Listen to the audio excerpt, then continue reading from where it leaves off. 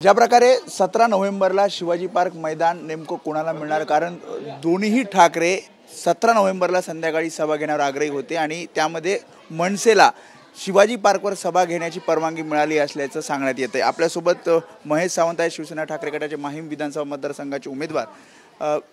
अखेर शिवतीर्थावर मनसेची सभा होणार, राज ठाकरे ती सभा घेत आहेत। तुम्ही सुद्धा आग्रही होतात, त्याच दिवशी बाळासाहेब ठाकरे यांचा स्मृती दिन सुद्धा आहे। बघा, दादरची जनता सुज्ञ आहे, त्यांना माहिती आहे 6 डिसेंबर आणि 17 नोव्हेंबर ह्या 2 तारखा राखीव आहेत, जे राष्ट्रीय तारीखच डिक्लेअर झाले। कारण साहेबांना सुद्धा तो दर्जा दिला आहे जे डॉक्टर बाबासाहेब आंबेडकरांनी दिला। त्यामुळे 6 डिसेंबरला ना शिवाजी पार्कला कोण अर्ज करत, 17 नोव्हेंबरला आजपर्यंत बाळासाहेबांचा देहांत झाल्यापासून आजपर्यंत कोणी केलं नाही।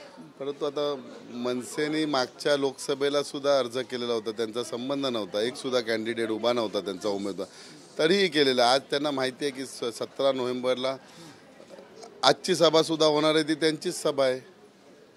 जवळपास समीकरण आहेत त्यांचे, परत 17 तारखेला घेण्याची काही गरज नव्हते। भाजपचे कार्यकर्ते पदाधिकारी मनसेच्या याला पाठिंबा देत नाही, ते सदा सरवणकरांना पाठिंबा देतात। त्यांचे नेते तर म्हणतात आहे, पहिले म्हणत होते की आमचा पाठिंबा, मग भाजपचे काही प्रतिनिधी कन्फ्युजन आहेत त्यांच्यामध्ये सुद्धा।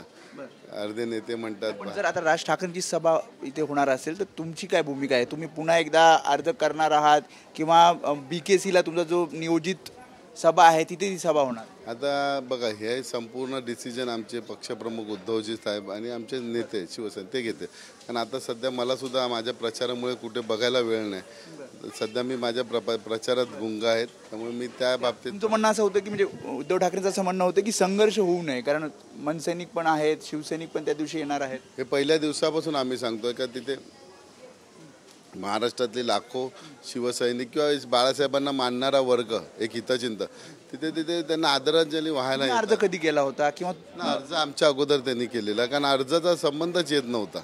आम्ही अर्ज केला ते सचिवांनाच माहिती आहे, नंतर काय मला माहिती नाही। नाही, याचं महेशजी म्हणाले तसे की 17 नोव्हेंबर हा मला असं वाटतं ती जी तारीख आहे ही सगळ्यांच्या जिव्हाळ्याची तारीख आहे आणि सगळेच लाखो महाराष्ट्रातून लाखो शिवसैनिक आणि तसेच लाखो जनतासुद्धा त्या ठिकाणी येत असते आणि साहेबांना अभिवादन करण्यासाठी येत असतात आणि म्हणून अर्जाचा काय विषयच नव्हतो। परंतु तुम्ही पाहताय गेली 2.5 वर्ष की ज्या पद्धतीने प्रशासनाला हाताशी धरून या सगळ्या गोष्टी चालल्या आहेत, मला असं वाटतं तोही याचाच भाग आहे।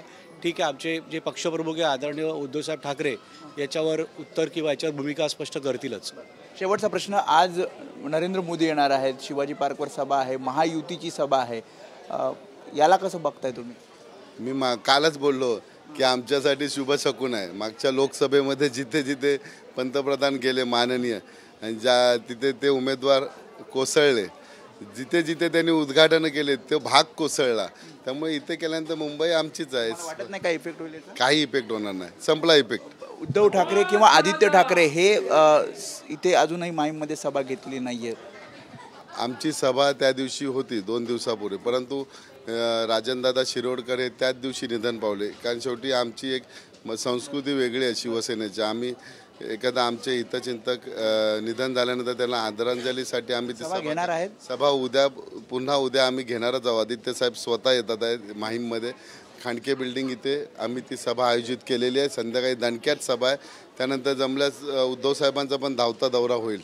त्यामुळे हे होते महेश सावंत यांचं असं म्हणणं आहे की मनसेला जरी परवानगी दिलेली असली किंवा नरेंद्र मोदी यांची जरी सभा होत असली तरी तसा त्यांना फायदा होणार नाही आणि प्रचारार्थ हे सगळे निघालेले आहेत। कॅमेरामॅन सचिन शिंदे समेत वेदांत ने, ABP माझा, मुंबई।